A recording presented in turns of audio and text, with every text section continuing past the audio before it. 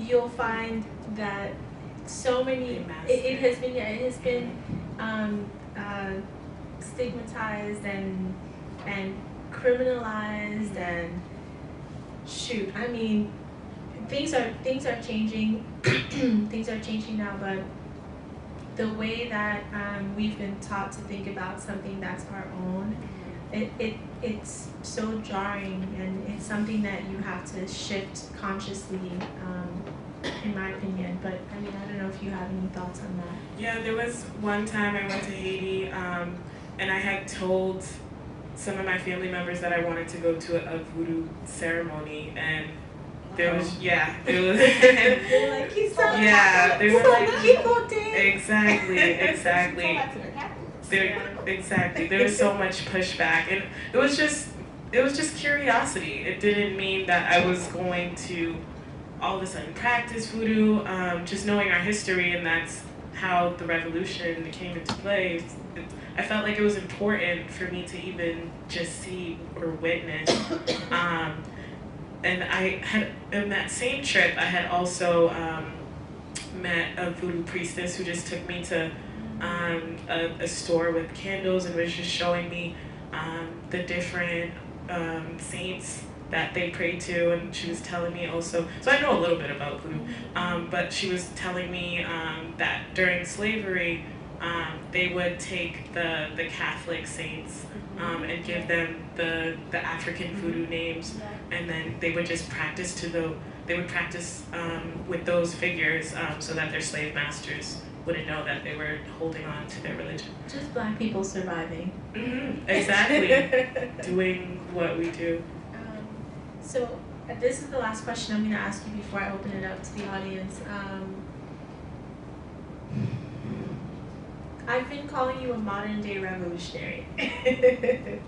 And this is on purpose. I mean, we're honoring Sanité Bélair all month, but also because part of the work that I do as a linguist who teaches Creole, I call Creole the language of revolutionaries. I call myself the daughter of a revolutionary. And that's because, you know, back in 1804, our destiny was written back then. I mean, we decided, yeah, our ancestors were like, listen, we don't really want these chains anymore. Y'all can have them back. And so that's kind of how I move in my life. And because my passion is in language, my activism is in language, and my revolutionary work is in language. And I think that just my being here in this space, providing platforms to amplify the voices of others, that's my revolutionary work. Can you tell me, or tell everyone here, what is your revolutionary work? How do you see yourself as a revolutionary? So I think this just goes back to my point about if I don't see something in the world that I want to see, I create it.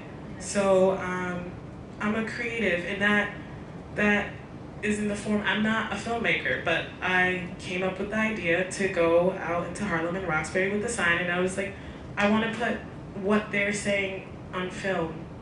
It wasn't enough to just write Facebook posts about it. It wasn't enough to take pictures. I wanted to, like I said, pass the mic to other people who felt like their voices were overlooked. I rap and I do spoken word, so you guys are gonna hear a little bit of that. And I don't shy away from things that I want to say, from things that I feel like need to be in the world. I've gotten a lot of feedback about my music, and some people say it's too pro-Black. So I am pro-Black. I feel like these things need to be said. So I just create. I throw a lot of parties. I throw events. I had an event in December where I got a whole bunch of my friends that were different artists. They were models. They were painters. Marsha was also in the room, my best friend. Marsha. And I got them together to just create together, have an open forum where we could just vibe and be creatives together and just be free. There were random ciphers and people sharing their art, just fellowshipping together. So whatever, again, whatever I wish to see in the world, I do it. And for a long time, I wasn't doing it, and it was all ideas. But life is too short, so you just need to put yourself out there and your energy out there, and if it's good, then you're gonna receive that back. Well, I appreciate your revolutionary work. Thank you. But let's open it up to the audience. Let's ask the crowd. What do you want to ask Theresa Sophia? There's a hand up in the back, and then we'll come up here to the front. Hi, I have a quick question. The guys you spoke to in the video, did they self-analyze themselves that had schizophrenia, et cetera, or did someone diagnose them and they just took on that label? That's a good question. Excuse me. So the guys that did label themselves as those things, they did say that they went to seek professional help. So my assumption is, even though I'm not 100% positive, that they were diagnosed with those.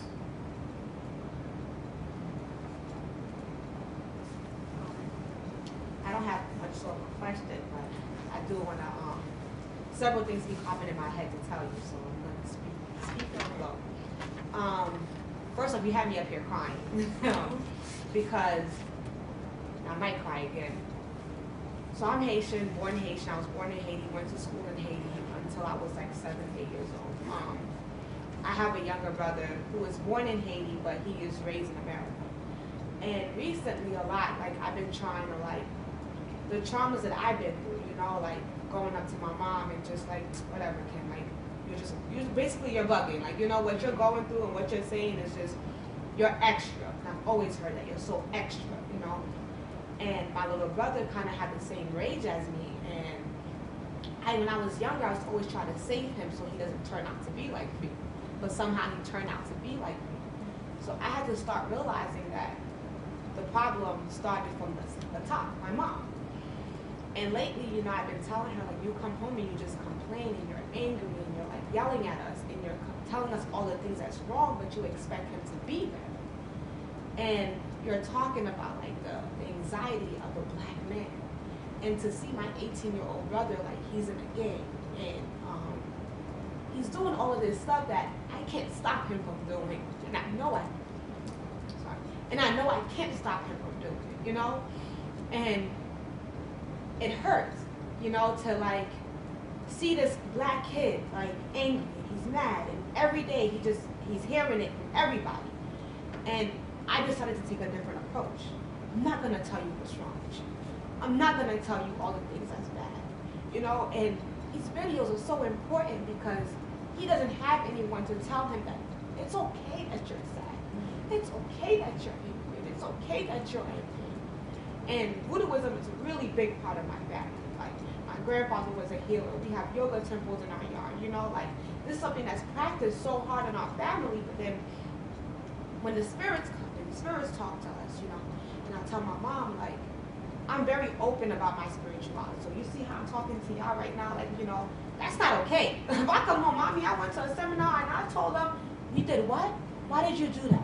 And it's like, you become to question, like, what am I supposed to do? Who am I supposed to be? Is it okay to worship spirits, but it's not okay to talk about them? That's confusing. So, like, I respect my spirits, and I stand with my spirits. And if I stand with them, I'm not going to hide them, because I don't need to hide anymore. We're not in slavery anymore. Those was hidden because we were in slavery. So my little brother, spirits come over him, the same way I'm telling you. So my mom is like, go to work, go to work. Nah, that's not his being, that's not his energy. His spirits refuse to let him do that because he's not a slave. He can't be a slave. He can't work for the white man. He can't work for a system that oppresses him. And he can't do it because that's not him. And that's why he's angry. Because the spirits inside of him are angry, and they're mad, and they're screaming, and they're shouting.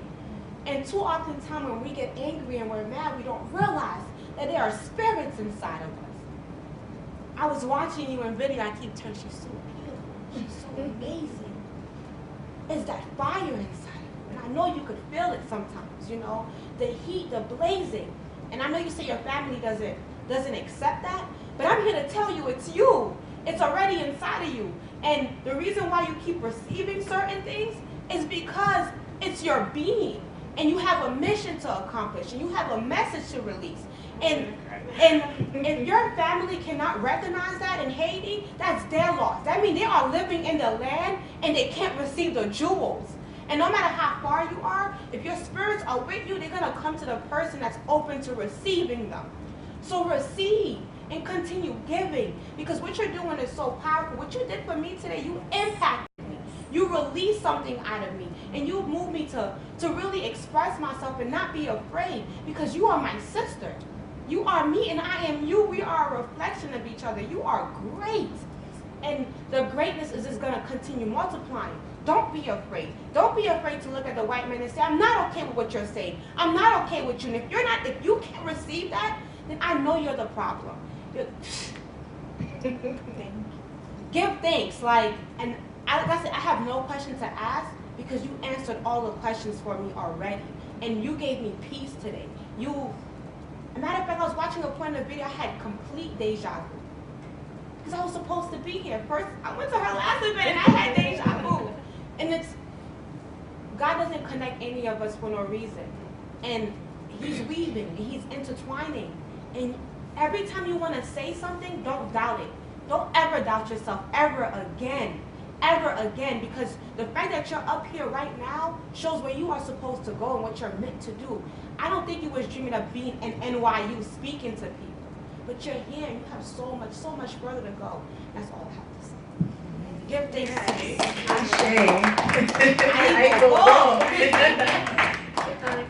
Can I add a couple of things to that? Since we're talking about Haitian women, you talked about your mother, Kimberly.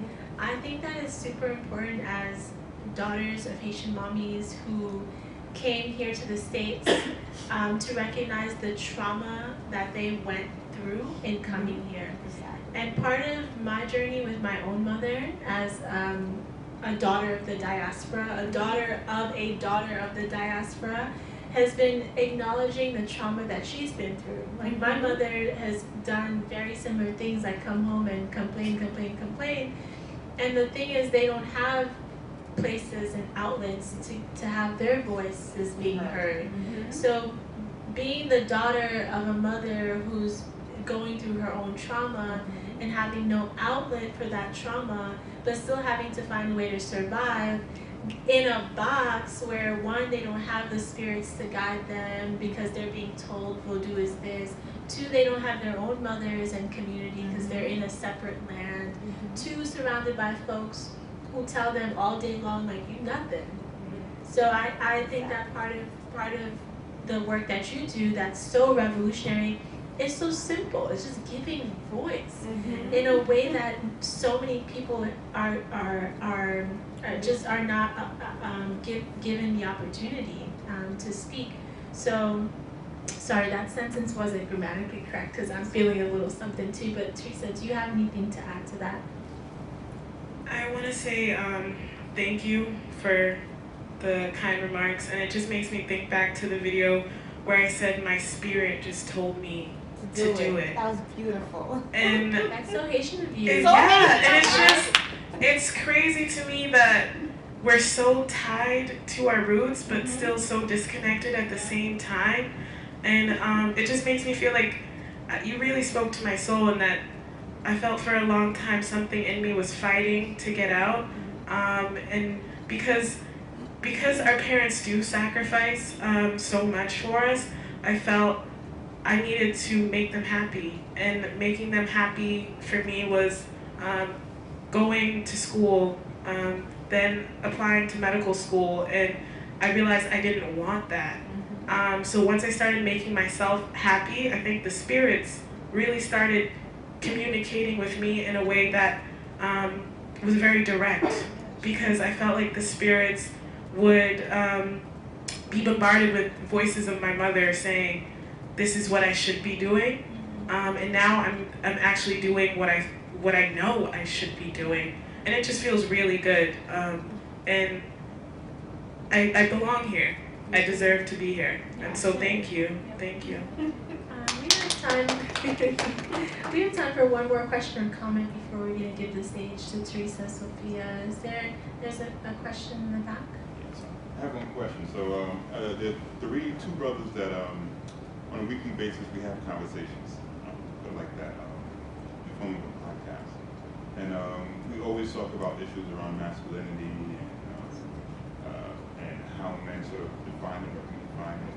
And question that one of the brothers put up today was about men raising boys or men raising girls, or should women raise women for them to understand womanhood? Should men raise boys for them to understand manhood?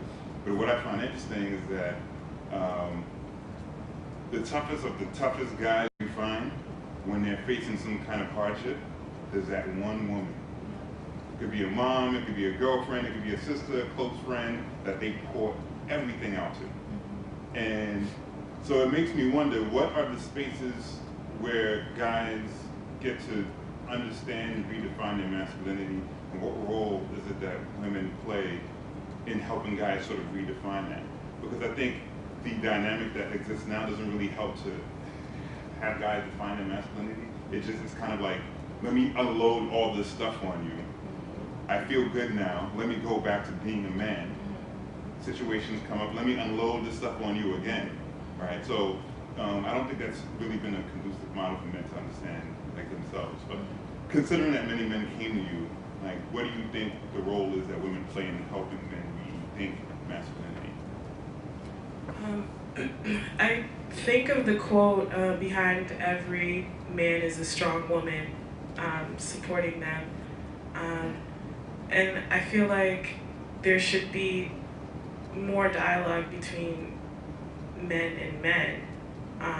I think creating or defining masculinity, or having men have platforms where they can share their emotions, it needs to be not just women that are on the receiving end of the outpouring of information. It should be both ways, and I don't think it's healthy to have the outpour and then go back to your everyday life. The outpour to me sounds like a breakdown, and a cry for help, and then going back to your everyday life. And just like you alluded to in my documentary, the outpour happened on the street, and they were willing. I think it says a lot that people were willing to just divulge to a complete stranger woman. So to me, that says maybe there's a lack of spaces, there's a lack of people listening to them. And that's what I'm hoping to do with this documentary, is to create more forums, to create more spaces. And I think it would be interesting too if a man went out in the street. That would be something that we could do research on, to see what the response would be for that. But I think that's definitely an important comment and an important question that I don't even think I have the answer to. But just that we need more outlets, and it should be a conversation between both sexes, and not just a woman supporting a man, also be a man supporting a woman. We should be able to have these conversations with everyone. I agree with that. I think that you can't redefine masculinity without also redefining what it means to be a woman, because the fact that men feel like they can unload on women means that they think that women can handle their stuff and women can handle their own stuff. So I think that, I've been reading my little bell hooks lately, and bell hooks has been teaching me that Black women have carry such a heavy burden, such a heavy burden. We, especially going back to times when we were, specifically in this space of the United States when we were enslaved, women played the role of both men and women. They did labor in the fields and labor in the home, but Black enslaved men weren't doing labor in the home as much as women were. So there's this burden that women have literally carried for centuries, but now we figuratively carry. So I think that redefining masculinity means Also redefining what it means to be a woman. And I think that does involve more conversations between men and men.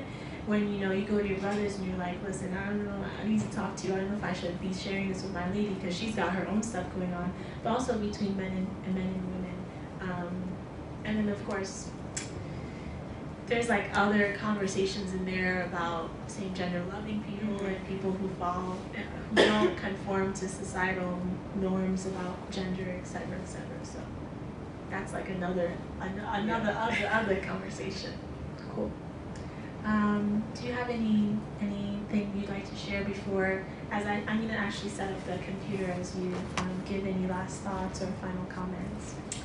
I just want to thank everyone for the comments and the questions regarding the documentary, and we're going to transition to my performance segment.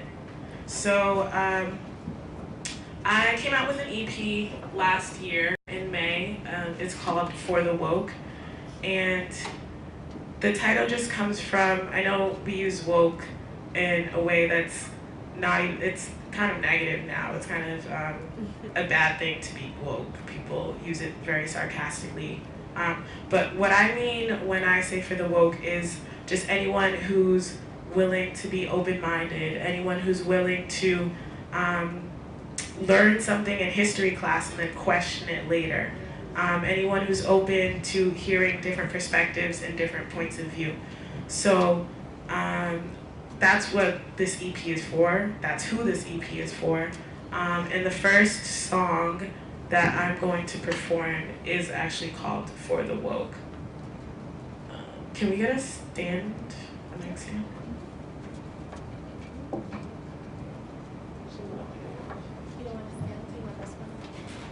Yeah.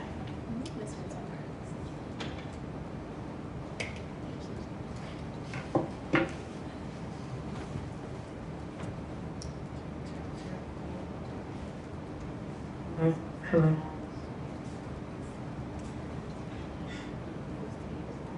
Yeah, it's like I need space. Oh, thank you.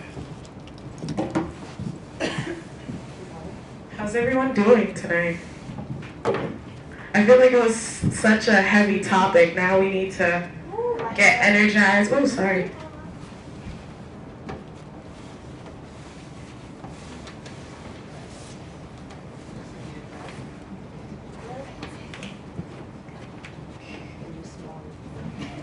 I appreciate everyone coming out in this cold. I know myself, I like to hibernate when it's this cold.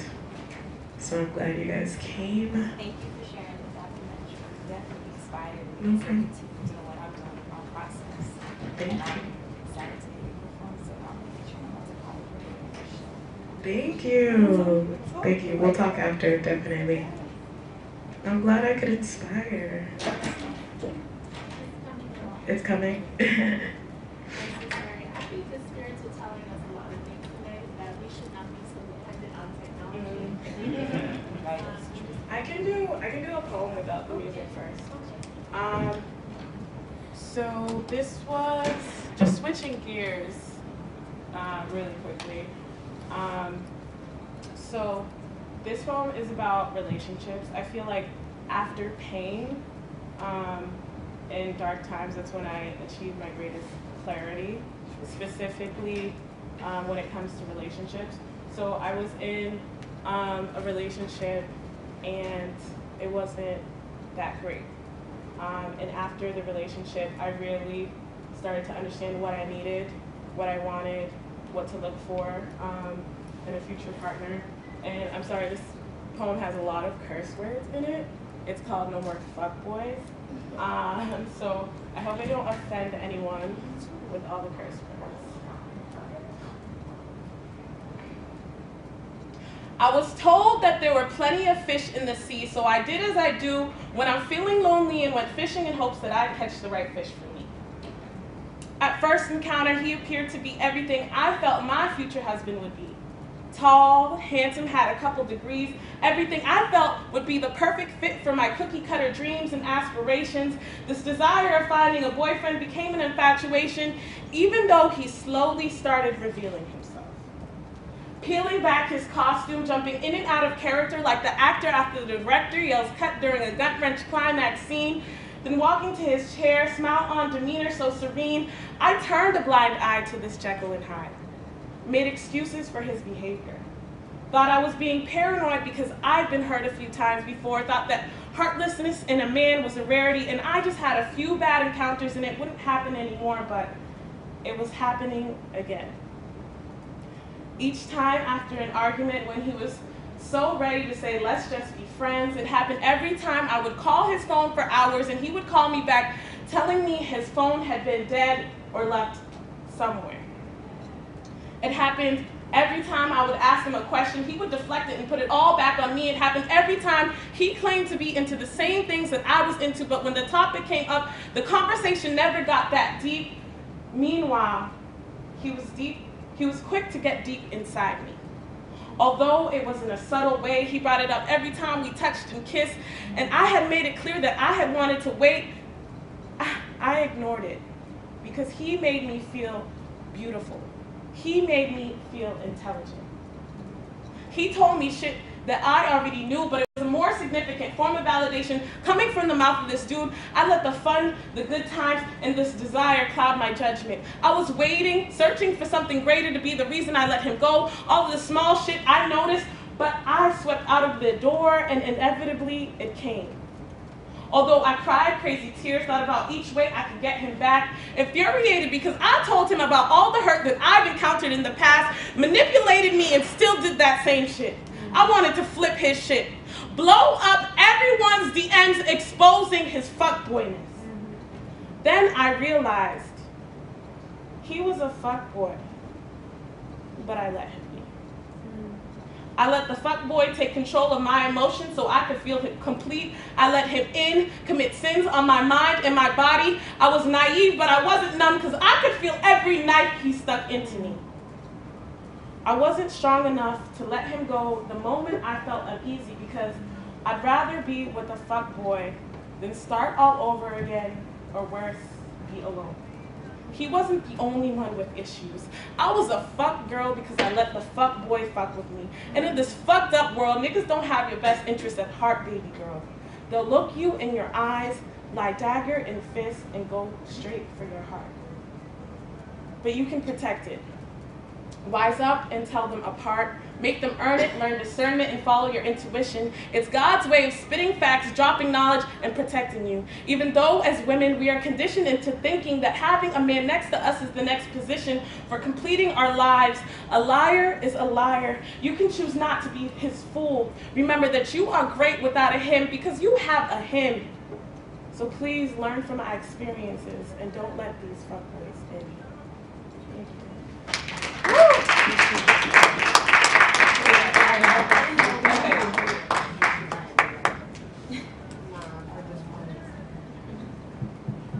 All right, so back to For the Rogue. Yes. Just started right now?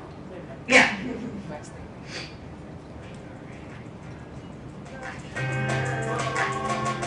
I think there's something playing in the background.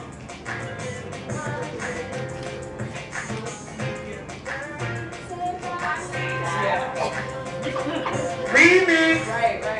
Do the two-step.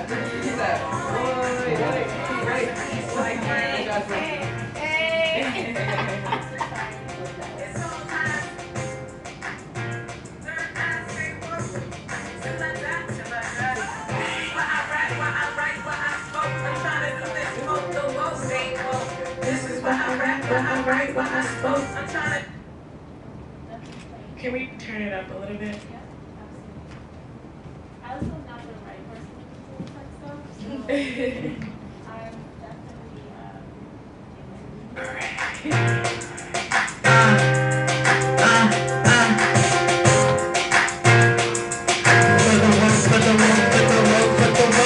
Open at the eye, I hope y'all are watching. You gotta start leading the blind people plotting, waiting to see under mouth, love to see souls falling, smile while we rolling.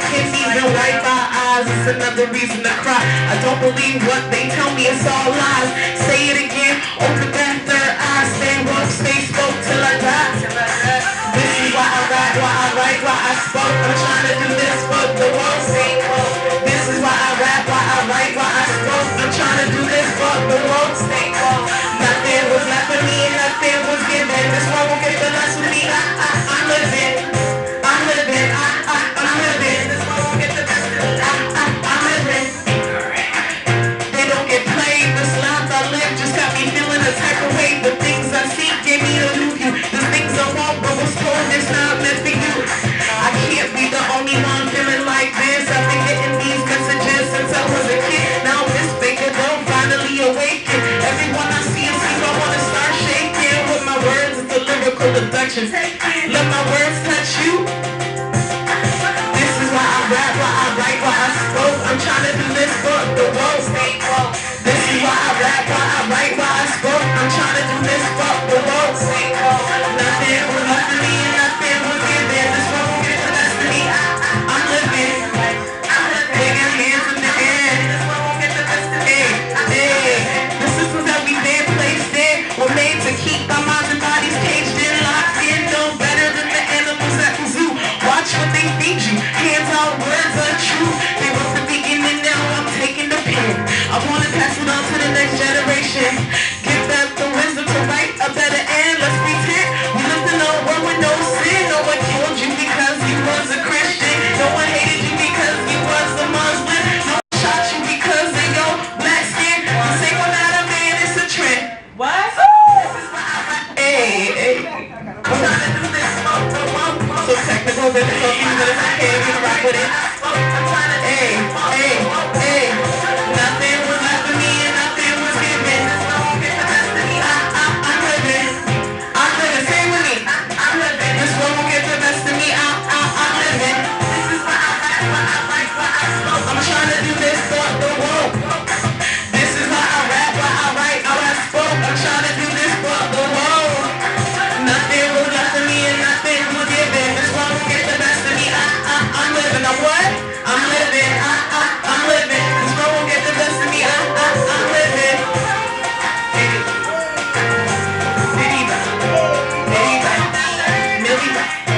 Millie Rock. My left hand isn't as strong. Thank you. So, thank you. My EP is on SoundCloud. Just search Theresa Sophia. Instagram @is Theresa Sophia. Everything is spelled the way it sounds. No ebonics. ITS THERESA SOPHIA. Thank you.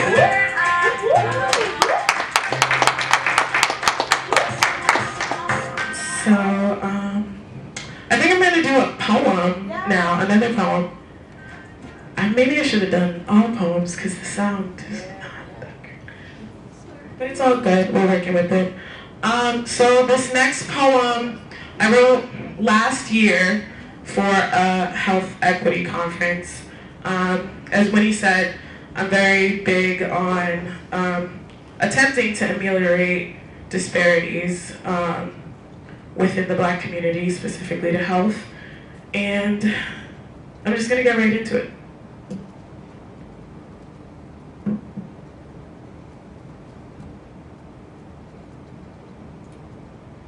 In 6th grade, Katie made fun of my braids and said my hair didn't grow.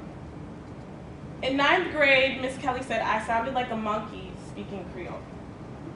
In college, Bridget said she didn't want to go to my events because she was afraid she would be the only white girl.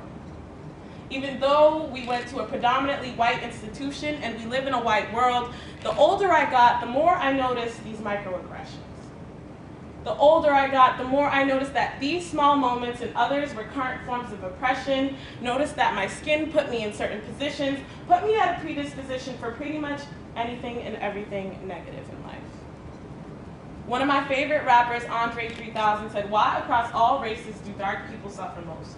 This quote constantly replays in my head. I think about how many times my race came into play at night while I lay in bed. I try to let things go, knowing that this anxiety will lead to my demise. Although I have a master's degree and physically fit, eat healthy, and go to my annual doctor's visits, the stress I feel from something so far beyond my control is making me sick.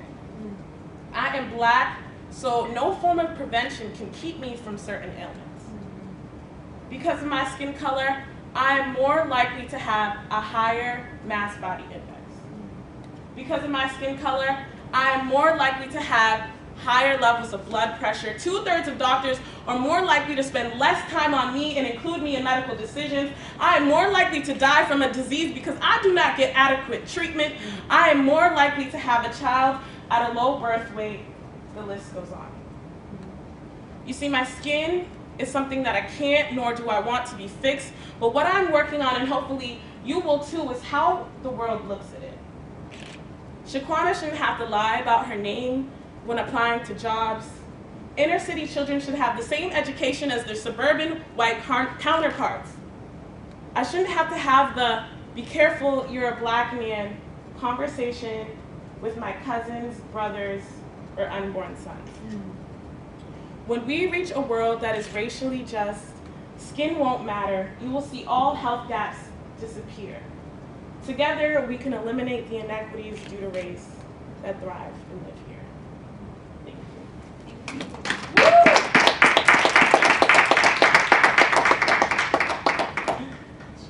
you. So I have one more song planned. I don't know. Can you use a different mic? Yeah. Right. Is it the mic? Those are, I don't think it's my mic, I think it's the same.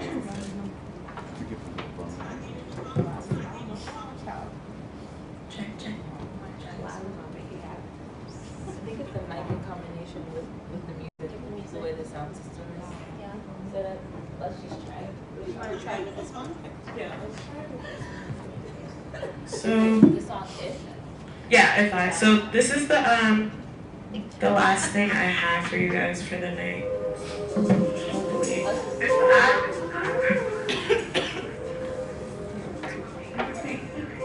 Say something into the mic.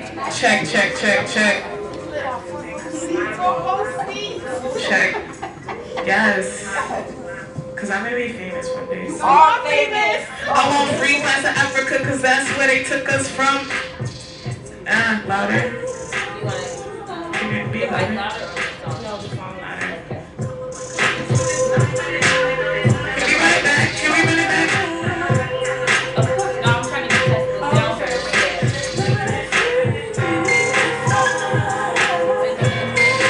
Test. 1, 2, 1, 2.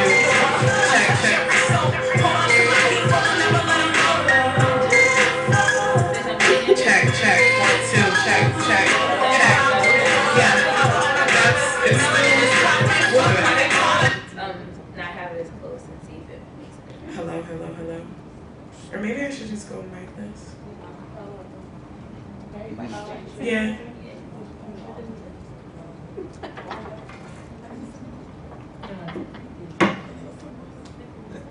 Yeah. So if you guys know Nas's "If I Ruled the World," this is a remix. Before I start, can I just have people say what they would do if they ruled the world? Okay, Theresa. Switch it up. Anyone? This is not gonna be anything deep. But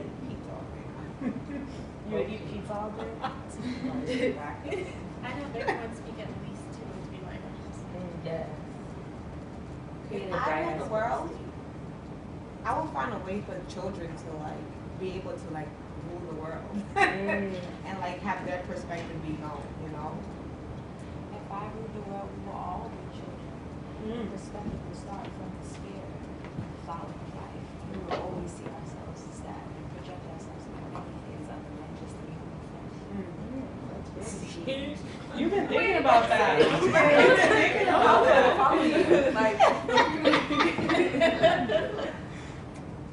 What be one thing that one person does that doesn't benefit everybody. So everything that people do does would benefit everyone.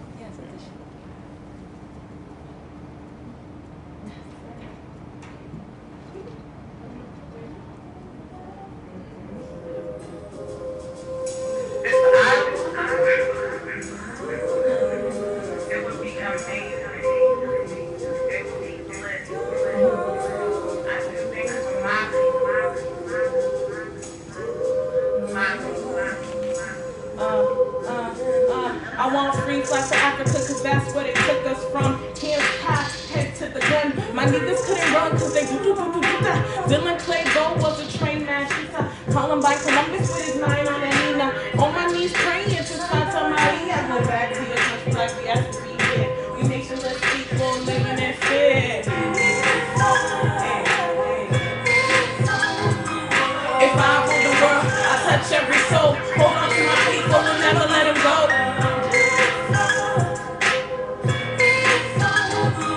If I rule the world, I'd empower all my daughters. Melanin is popping, fuck what they call us. I don't want you to forget this message. I think Calvin would agree one of the keys to success is fundamental education. Yes, it's a blessing, but why are all the black and brown kids getting lessons? The white ones, unlike ones, cause I got a degree. When did that become the mentality? I would make college free for the blacks. Everything they took from us, I'm giving back. Trump would be exiled, no negativity. Practice what Kanye preaches in his tweets. They teach history, not history. What they teach you in school is a mystery. Niggas wasn't always slaves. My black people, we seen better days. We were royalty and still are. I'm just trying to help y'all heal those scars. Check it out, check it out. If I rule the world, I touch every soul. Hold on to my people and never let them go.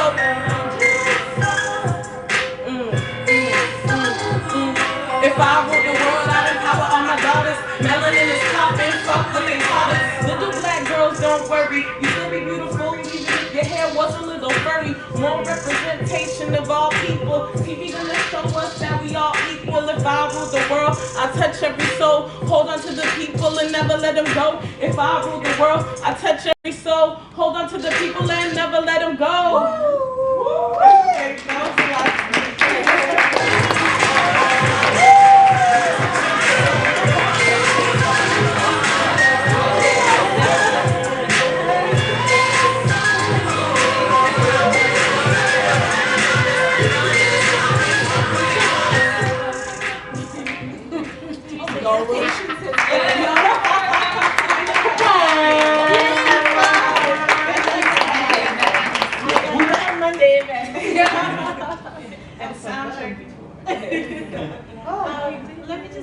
Let me just say, Theresa, thank you so much. It's always such a pleasure to meet a young black woman who is so just walking her purpose. That's such a cliche statement to use, but it's always so refreshing to see that. And I think that your generation, my generation, the young folks now are really, really doing their thing, and I'm so I'm just so excited for the ones who are coming before us, because I didn't quite have this when I was young. So thank you so much for doing this. Keep doing what you do, and tell us, where can we find you? What's your next project? How can we support you? How can we continue reaffirming you as a black woman? So you can find me on Instagram, as I said before, at It's Theresa Sophia. I'm working on my next music project. So I've been writing like crazy. Hopefully gonna get into the studio soon. And I feel like I want to definitely write about this experience, and especially the words that you shared. So best way to support me, come to my events. Yeah. Share my stuff on Facebook, Instagram, share my music. Play my music with your friends, riding in the car. Yes. Collaboration. I'm all about collaboration and connecting. So even just introducing me to your friends, that to me is super important.